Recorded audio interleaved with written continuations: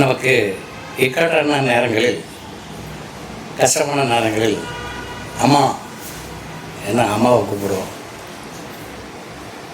உடம்புக்கு முடியலனாலும் இல்லை வேறு என்ன கஷ்டனாலும் நம்மளை அறியாமல் வர்றது அம்மாங்கிற வார்த்தை தான். இப்படி அம்மா, அம்மம்மா, அம்மா, அப்பா, அம்மா, அம்மா, அம்மா அப்படின்னு சொல்லிட்டு அலறி அடிச்சுட்டு கொடுக்கக்கூடிய ஒரு நோயாளி பைல்ஸ் நோயாளி, மூலம். அந்த மூலங்கிறது வந்துட்டு ஆசன வாயில் ஏற்படக்கூடிய ஒரு பிரச்சனை. அது நிறைய பேர் மூலத்தை ஃபிஷராகவோ இல்லை ஃபிஸ்டுலா இது எல்லாத்தையுமே மூலம் அப்படிம்பாங்க. ஃபிஸ்டுலாங்கிறது வேறு. அதுலேருந்து ஒரு சின்ன அந்த ஆசன வாயில் ஒரு துவாரம் அதுலேருந்து டிஸ்சார்ஜஸ் வர்றது ஃபிஸ்டுலா. ஃபிஷருங்கிறது ஆசன வாயை சுற்றி வெடிப்புகள் வர்றது ஃபிஷர்னு பேர். ஆனால் மூலங்கிறது என்ன அப்படின்னா, மூலங்கிறது ஒரு ஆக்சுவலாக அந்த அந்த ஃபைல்ஸ் ஒரு மோஷன் போகிறதுக்கு ரொம்ப வலியாக இருக்கும், எரிச்சலாக இருக்கும், கதகத எரியும். அப்படியே சில சமயத்தில் ரத்தம் கொட்டுற மூலமாகவும் இருக்கும், சில சமயத்தில் ரத்தம் இல்லாத பிளைண்டு மூலமாகவும் இருக்கும். இப்படி அந்த மூலத்தினால் கஷ்டப்படுறவங்க ஏராளமான மக்கள். அவங்க சாப்பிடணுன்னாலே பயப்படுவாங்க.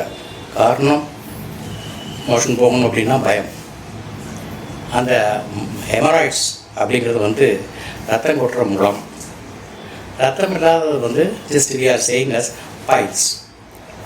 அப்போ அந்த பைல்ஸை அந்த மூலம் எதனால் வருது அப்படின்னா, பலவிதமான காரணங்கள். நம்முடைய உணவு பழக்க வழக்கங்கள், தூக்கம், மற்றபடி நம்மளுடைய செடன்டரி லைஃப், உட்காந்துட்டே வேலை பார்க்குறது. குறிப்பாக லாங் ஸ்டாண்டிங் இந்த டிரைவர்ஸ்லாம் பார்த்திங்கன்னா ரொம்ப நேரம் உட்காந்துட்டே இருப்பாங்க. அதே மாதிரி ஆஃபீஸஸில் பார்த்திங்கன்னா கிளர்க்ஸ் எல்லாம் பார்த்திங்கன்னா மற்ற ஆஃபீஸில் வேலை பார்க்குறவங்களாம் பார்த்திங்கன்னா ரொம்ப நேரம் உட்காந்தே வேலை பார்ப்பாங்க. Sedentary life. ஸோ இவங்க செடன்டரி உட்காந்துட்டே இருக்கிறனால அந்த ஓவர் ஹீட் ஆகி அது பைல்ஸாக மாறிடுது. அதே மாதிரி லாங் ஸ்டாண்டிங் டிரைவர்ஸ் அவங்களுக்கும் இதே மாதிரி ஒரு இரவும் பகலும் ஓட்டுறதுனால, தூக்கம் கெடுறதுனால, உடம்பு சூடாகிறதுனால இந்த பைல்ஸுங்கிறது இந்த பைல்ஸுங்கிறது என்ன அப்படின்னா, இட் இஸ் நத்திங் பட் ஒரு நியூ டிசீஸ் இல்லை. இது நம்ம உள்ளுக்குள்ளே இருக்க அந்த ரெக்டல் வெயின், ஆஸ்மா வாயில் இருக்கக்கூடிய ரெட்டம் பகுதி, புதம் பகுதியில் இருக்கக்கூடிய வெயின் ரப்சர் ஆகிறதுனால உங்களுக்கு அதுலேருந்து ரத்தம் மோஷன் போகும்போது ரத்தம் இந்த ரிசர்க்கு மோஷனோட கலந்து அப்படியே அதை அதோட மிங்கிளாகி மாறி வரும். பல பேருக்கு ஓவர் ப்ளீடிங்கே இருக்கும், பயங்கரமாக ஓவர் ஃப்ரெஷ்ரேட் ப்ளட்டே போய் உட்காந்திங்கன்னா அப்படியே அந்த ஃப்ளஷ் அவுட் முழுக்க ப்ளட்டாக தெரிக்கும். அப்படி தெரிச்சு போகும், ரத்தமாக போகும், பயங்கரமாக சர்றன்னு அடிக்கும், பைப்பில் தண்ணி வர மாதிரி, அது ஸ்பீடாக. So that is called haemorrhoids, bleeding piles. ஆனால் அந்த ப்ளீடிங் பைல்ஸ் ஆனாலும் சரி, இன்டர்னல் பைல்ஸ். இன்டர்னல் பைல்ஸுங்கிறது என்ன அப்படின்னா, உங்களுக்கு உள்ளுக்குள்ளே இருக்கக்கூடிய அப்டாமினல் வால், அந்த கீழே இருக்கக்கூடிய அந்த புதம் பகுதியில் இருக்கிறத மியூக்கஸ் மெம்பரேன் சுற்றி இருக்கும். அது பிளைண்ட் பைல்ஸ். ஆனால் அதே நேரத்தில் உங்களுக்கு எக்ஸ்டர்னல் பைல்ஸு, இன்டர்னல் பைல்ஸ். இந்த எக்ஸ்டர்னல் பைல்ஸுங்கிறது நம்ம மியூக்கஸ் மெம்பரேன் சுற்றி இருக்கும். எக்ஸ்டர்னல் பைல்ஸுங்கிறது ஸ்கின் சுற்றி இருக்கும். ஸோ அங்கங்கே பார்த்திங்கன்னா ஒரு பட்டாணி மாதிரியோ இல்லை அதோட கொஞ்சம் பெருசாக ஒரு வாட்டர்பால், ஒரு நல்ல பெரிய அளவில் ஒரு சின்ன ஒரு மிட்டாய் சைஸு அந்த மாதிரி ஒரு ஜஸ்ட் ஒரு முடிச்சு இருக்கும். அந்த முடிச்சு எதனால் அப்படின்னா அந்த வெயினுடைய ஒரு மாற்றங்கள் தான். ஸோ இது ஏன் அப்படின்னா, அந்த வெயின் பர்ஸ்ட் ஆகிடுச்சு அப்படின்னாலோ, அதே மாதிரி அதை அந்த கேப்லரிஸ் அது ரப்சர் ஆகி ஒரு ப்ளீடிங்கெல்லாம் இருக்கு. ஸோ கான்ஸ்டிபேஷன், மலச்சிக்கல், லாங் லாஸ்டிங் கான்ஸ்டிபேஷன். அவங்க வெளியே போகும்போது மோஷன் போகும்போது ரொம்ப முக்கி இறுக்கி போகும்போது ஆட்டோமேட்டிக்காக உங்களுக்கு ப்ளீடிங் வந்துடுது. ஸோ கான்ஸ்டிபேஷன் இல்லாதபடிக்கு நம்ம பார்த்துக்கணும். அதே மாதிரி தூக்கம் கெடாமல் நம்ம பார்த்துக்கணும். ஸோ இந்த பைல்ஸில் பார்த்திங்கன்னா ஈவன் சில சமயத்தில் அப்டாமினில் அப்டாமின் ப்ரெஷர் இன்க்ரீஸ் ஆகும்போது ஆட்டோமேட்டிக்காக அட்ஜசன்ட் ஆர்கன்ஸ் இந்த வெயினை அழுத்தும் போது, ரெக்டல் வெயின் அமுத்தும் போது அந்த ரெக்டல் வெயின்லேருந்து அதை ரப்சர் ஆகி அப்படியே ப்ளீடிங்காக வந்துடும். அதே மாதிரி லாங் ஸ்டாண்டிங் ட்ரங்கார்ட்ஸ், குடிகாரங்க நிறையா வருஷக்கணக்கில் குடிக்கிறவங்க அவங்களுக்கு அதே மாதிரி அப்டாமினல் வந்து இதாகும்போது அதில் வந்து ப்ளீடிங் அப்படியே வர ஆரம்பிச்சிடும். ஸோ குடிங்கிறது வந்து ஆகாது, குடிக்கக்கூடாது. குடித்த பைல்ஸுங்கிறது வரதுக்கான வாய்ப்புகள் நிறைய இருக்கும். அதுமாதிரி தூக்கம் கெடுறது, ஓவர் தூக்கம் கெடும்போது உடம்பு சூடாகி ப்ளீடிங் வர ஆரம்பிச்சிடும். ஸோ பயங்கரமான வலி, எரிச்சல், குத்தல், எந்த பொசிஷன்லேயும் வந்து அவங்களுக்கு வந்து ரெஸ்ட்டே கிடைக்காது. உட்கார முடியாது, நிற்க முடியாது, படுக்க முடியாது. அவங்க வந்து ஒரு ரெஸ்ட்லெஸ்ஸாக இருப்பாங்க. அங்கேயும் இங்கேயும் அலைஞ்சிக்கிட்டு இந்த பிரசவ வலி வந்த மாதிரி முன்ன பின்ன நடந்துகிட்டே இருப்பாங்க. காரணம் அடியில் வந்து கபன்னு நெருப்பு சேருகிற மாதிரி இருக்கும். அது தனக்கு வந்தால் தான் தலைவலி அப்படிங்கிற மாதிரி வந்தால் தான் அதனுடைய கவலை என்ன தெரியும், கஷ்டம் தெரியும். உண்மையிலே எரிச்சல், தாங்க முடியாத எரிச்சல், என்ன மாதிரி செய்யணும் அப்படின்னு ஏதாவது யூஸ் பண்ணுவாங்க. சிலருக்கு வந்து கோல்டு அப்ளிகேஷன் கொடுத்தாலும் வந்து சரியாயிடும், கொஞ்சம் கம்மியாகும், எரிச்சல் கம்மியாகும், வலி கம்மியாகும். அதே மாதிரி கான்ட்ராடிக்டரியாக எதிர்மறையாக சிலருக்கு ஹாட் ஃபார்முலேஷன் கொடுத்தா வந்து அந்த பைல்ஸு ரெக்டிஃபை ஆகும். That is homeopathy. ஜென்ரலாக வந்து எரியிற இடத்துல வந்து கூழ் பட்டுச்சா தான் நல்லாயிருக்கும். ஆனால் கான்ட்ராடிக்டரியாக அந்த எரிச்சல் இடத்துல வந்து ஹாட்டாக ஃபார்முலேஷன் கொடுத்துச்சுன்னா, வார்ம் வாட்டர் ஒரு அப்ளிகேஷன் கொடுத்தாச்சுன்னா வந்து ஆட்டோமேட்டிக்காக வந்து அந்த பைல்ஸுடைய வலி, எரிச்சல் எல்லாம் குறையாது. அந்த இடத்துல தான் வந்து ஹோமியோபதி வந்து டிஃபர் ஆகுது. ஸோ சிம்டம்ஸை வச்சு கொடுக்குறதா ஹோமியோபதி. ஸோ அந்த பைல்ஸை பொறுத்தளவு வந்துட்டு ஈவன் வந்து ரொம்ப ஒரு கோவக்காரராக இருந்து ரொம்ப இரிட்டேஷனு, எப்போ பார் கோவப்பட்டுக்கிட்டு, எப்போ பார் இரிட்டேட்டிவாக இருந்துக்கிட்டு அந்த மாதிரி இருக்கவங்களுக்கும் பைல்ஸ் வரும். ஸோ ஸ்ட்ரெஸ்ஸுங்கிறது, டென்ஷனுங்கிறது எல்லாத்தையுமே பாதிக்கும். Not even piles, not only piles, even everything will be affected by the tension and stress. So மன அமைதி இது இருந்தால் தான் வந்து மனிதனாக இருக்க முடியும். இப்படி பைல்ஸ் வந்துட்டா என்ன பண்ணுறது அப்படின்னா, immediately you have to go for homeopathy doctors. Because as I told, invasive treatment இல்லாதபடிக்கு, மெத்தட் இல்லாதபடிக்கு, சர்ஜரி இல்லாதபடிக்கு டோட்டலாக ஹோமியோபதியில் வந்து பைல்ஸை வந்து ரெக்டிஃபை பண்ணிடலாம். எப்பேற்பட்ட பைல்ஸாக இருந்தாலும் சரி. பைல்ஸ்லாம் பார்த்தீங்கன்னா சிலருக்கு வந்து அப்படியே வந்து ஆஸ்மா பைல் வந்து கிரேப்ஸ் பழம் இருக்குது பாருங்கள், அந்த கிரேப்ஸ் கொத்துமாறு அப்படியே கிரேப்ஸ் கொத்துமாறு இருக்கும். சிலருக்கு 7 o'clock லெவலில் இருக்கும், சிலருக்கு 3 o'clock லெவலில் இருக்கும், 3 o'clock 12 மணி லெவலில் இருக்கும், சிலருக்கு 4 o'clock லெவலில் இருக்கும். ஸோ அந்தந்த லெவலில் போட்டு வந்து நம்ம பிரிக்கலாம் எந்த இடத்து பகுதியில் இருக்குன்ட்டு. அதே மாதிரி திராட்சை கொத்து மாதிரி வந்து திராட்சை பழம் கொத்து மாதிரி அப்படியே வெளியே வந்து பிரிங்கி நிற்கும். ஸோ இதெல்லாம் வந்து எக்ஸ்டர்னல் பைல்ஸ். இன்டர்னல் பைல்ஸுங்கிறது வெளியே ஒன்றும் தெரியாது, ஆனால் உள்ளுக்குள்ளே மட்டும் வந்து அந்த கடுகடுப்பு, வலி, எரிச்சல் இதெல்லாம் இருக்கும். அதே நேரத்தில் வந்து வித்தவுட் ப்ளீடிங் இருக்காது. ஸோ அந்த ப்ளீடிங் எல்லாமே வந்து பயங்கரமாக வலி இருக்கும். அந்த வலி வந்து பொறுத்துக்கவே முடியாது.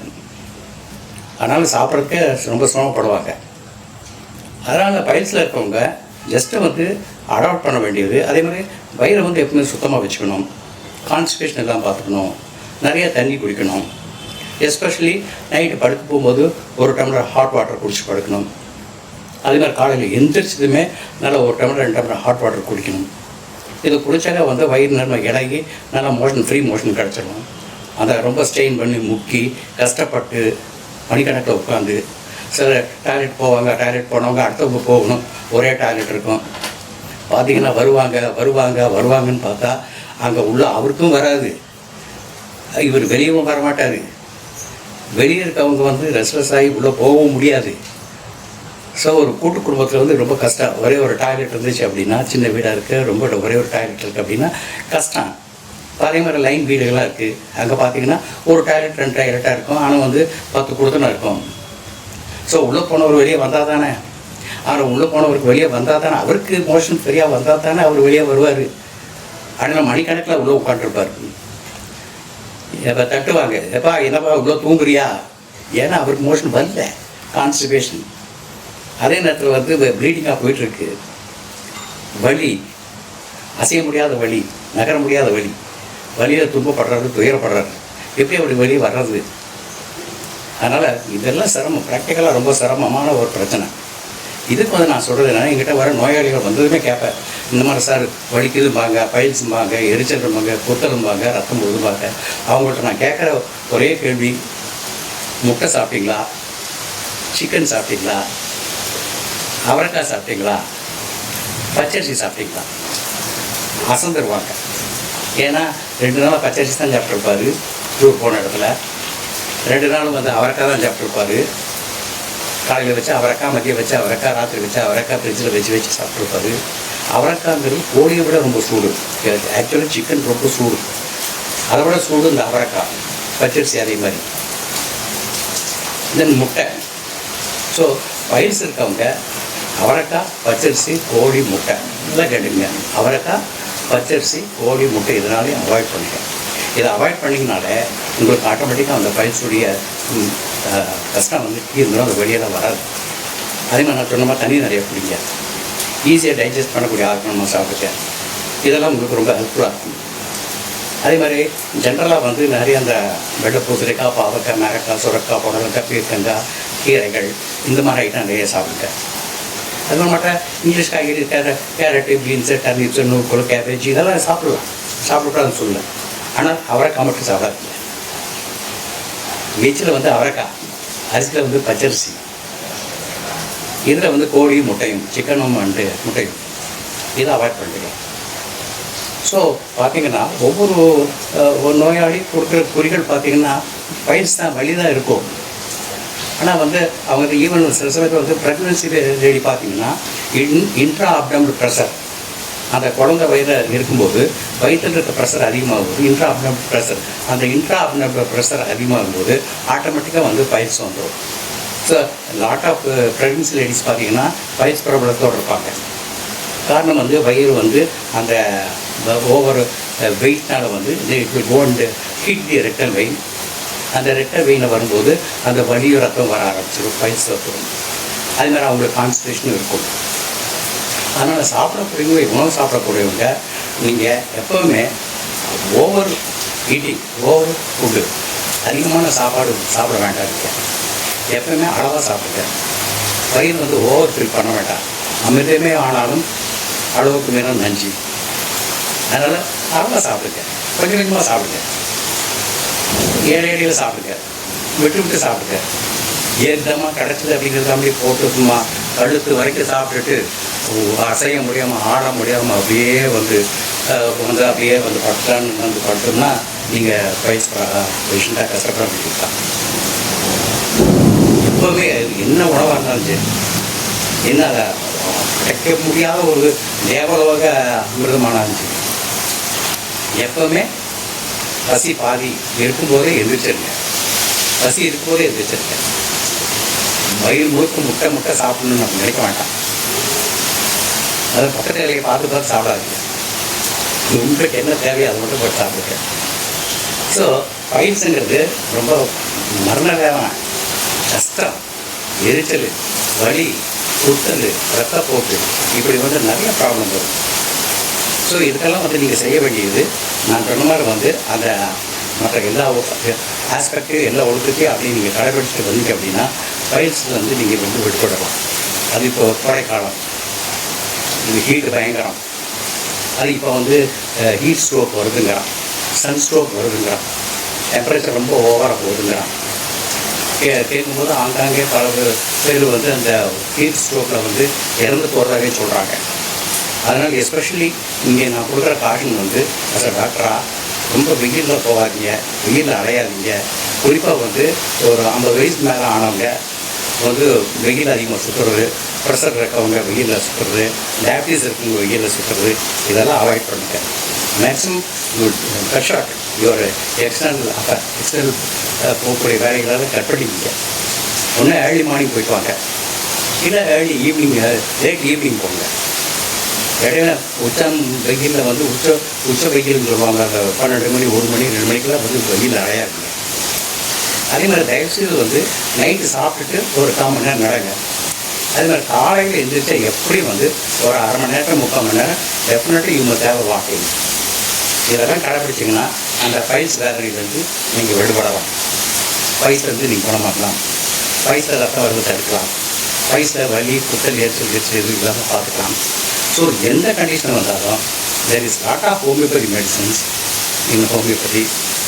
We can cure, we can eradicate the problem without surgery. That is very important. Surgery வந்தால் 2 தடவை சர்ஜரி பண்ணுவாங்க, 3 தடவை சர்ஜரி பண்ணுவாங்க, 4 தடவை சர்ஜரி பண்ணுவாங்க இருக்காங்க. ஆனால் homeopathy does not like that.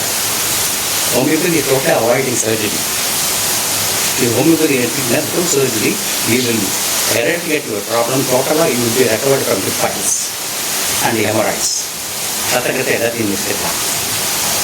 So take care of you and especially இந்த சம்மர் நல்லா கூலிங் சாப்பிடுங்க, பச்சை பயிர் சாப்பிடுங்க, கீரைகள் சாப்பிடுங்க, நீர்மோர் நிறையா சாப்பிடுங்க, பால் எடுத்துக்கோங்க, தண்ணி நிறையா குடிங்க.